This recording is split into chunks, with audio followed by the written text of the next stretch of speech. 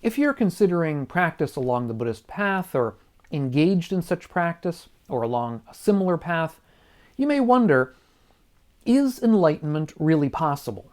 Well, to begin with, what is enlightenment? I've done a recent video on that, which I'll leave links to down below. For the purposes of this video, though, enlightenment will take to mean a complete and permanent cessation of what are known as the defilements. Now, what are the defilements? Well, again, complicated topic, big topic, but for the purposes of this video, once again, I'll take the defilements to be simply the greed, hatred, and delusion or ignorance. Those are the defilements. So then our question becomes, is it really possible, for example, to completely eradicate greed and hatred? Is it even beneficial to eradicate greed and hatred? What about states like desire or anger? Can we completely eradicate those? Should we? Should we want to completely eradicate those?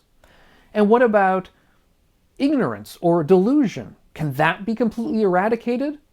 These are the kinds of questions that we have to face in this video. Certainly all of this seems like a tall order, and so what I'll try to do here is to touch on some answers.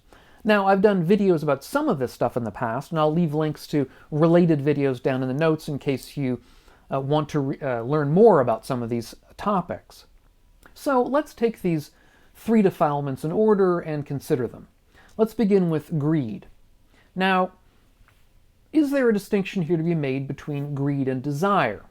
Is greed the same as desire?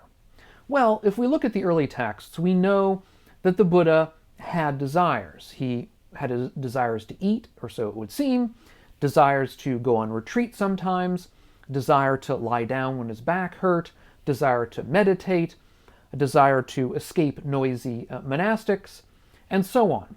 We can verify all of this in the suttas themselves. So it seems as though desire, in a general sense, is not the problem.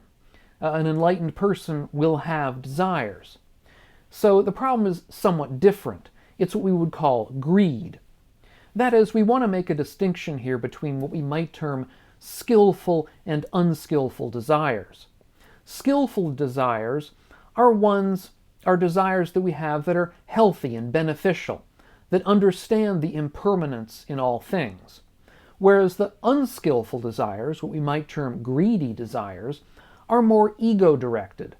They involve this idea of permanence, of mine, of possession of things, of this idea that my desires come out of a kind of a conceit. They're more important than yours, for example. It's hard precisely to determine the difference between healthy and unhealthy desires, but oftentimes we'll know it when we see it. The greedy desires are desires around possession of things, permanency, that kind of thing. Stuff is particular that's not good for us, that's not necessary, or that's simply inachievable. Can we therefore eliminate greedy desires and live only with the healthy ones? That's the question for us.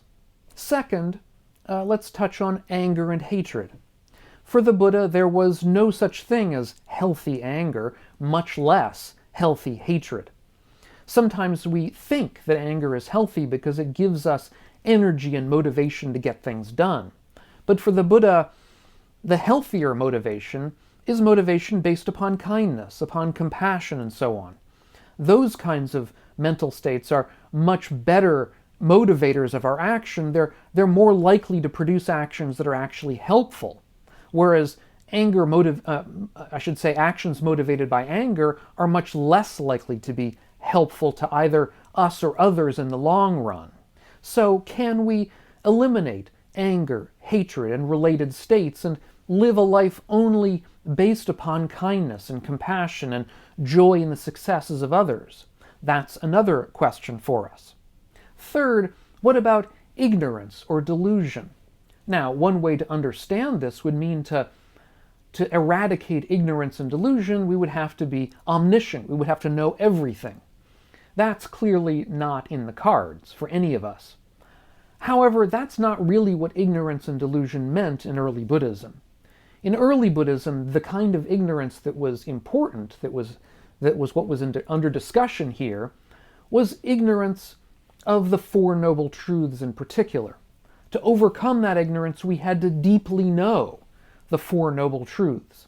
In particular, we had to deeply know about dukkha, or suffering, in our own lives, the extent of it, which is really vast, in many ways and many understandings, the way that life is unsatisfactory in various ways.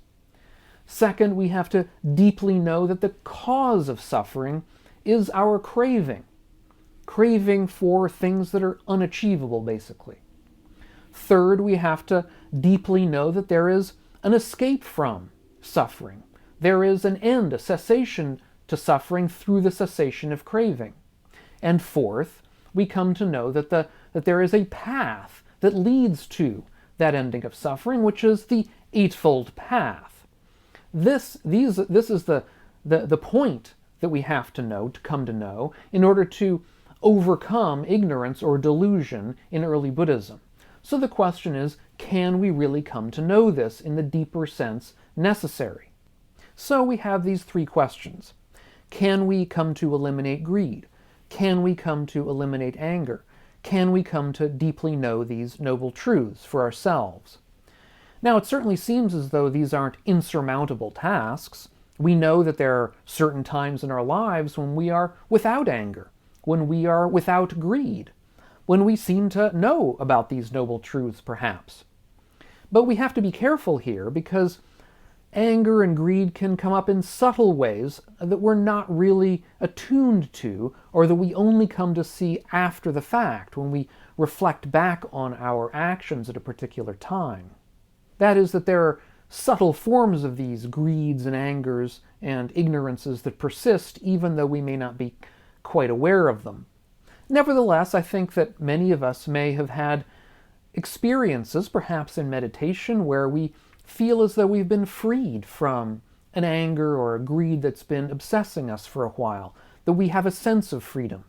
And that sense of freedom can at least give us a glimpse that maybe there's a route towards the elimination of such states in our lives.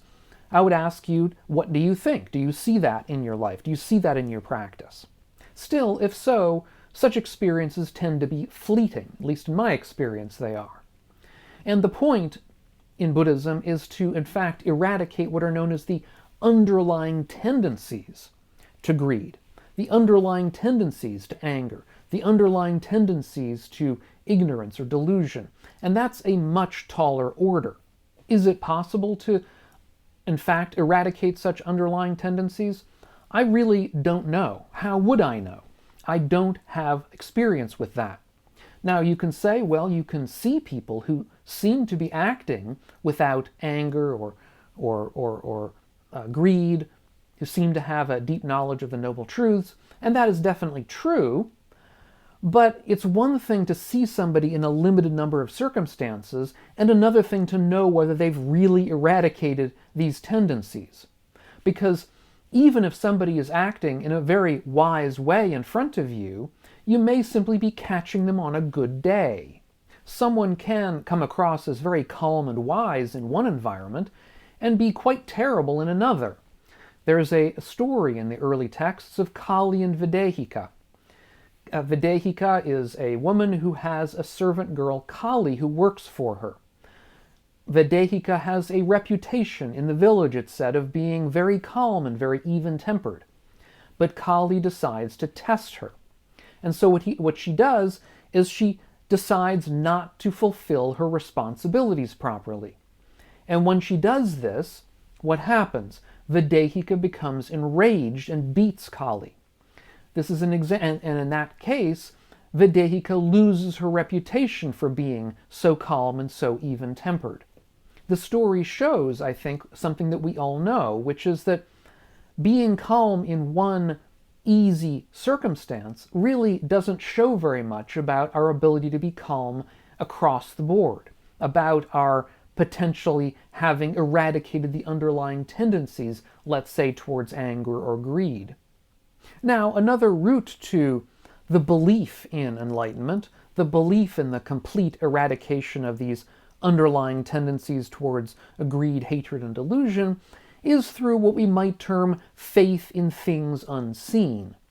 That is to say, even though we really haven't directly seen this, we have a faith that it's possible. Perhaps we read texts and believe it from those texts, even though all of us know that texts themselves can be fallible in any number of ways. Nevertheless, this kind of faith is indeed important for many of us, faith in things unseen. For myself, I consider enough that I can see incremental betterment, incremental changes in my own life through my own practice. That is to say, I have not in any way overcome greed, hatred, or delusion, but I can see them lessening with practice. That anger and hatred come up perhaps less often, less strongly, for shorter periods of time, and so on. And it may be that enlightenment is simply an ideal to strive for, like a lighthouse that keeps us away from the rocks. It may be that it's only ever possible to get sort of asymptotically close to enlightenment and never quite reach it. I simply don't know the answer, but it's not necessary for me to know the answer in order to continue my practice, because the practice itself is its own benefit. If you haven't seen my earlier video on the story of Karlee and Vedehika, I'll leave a link to that video up here on the screen. Thanks so much for watching.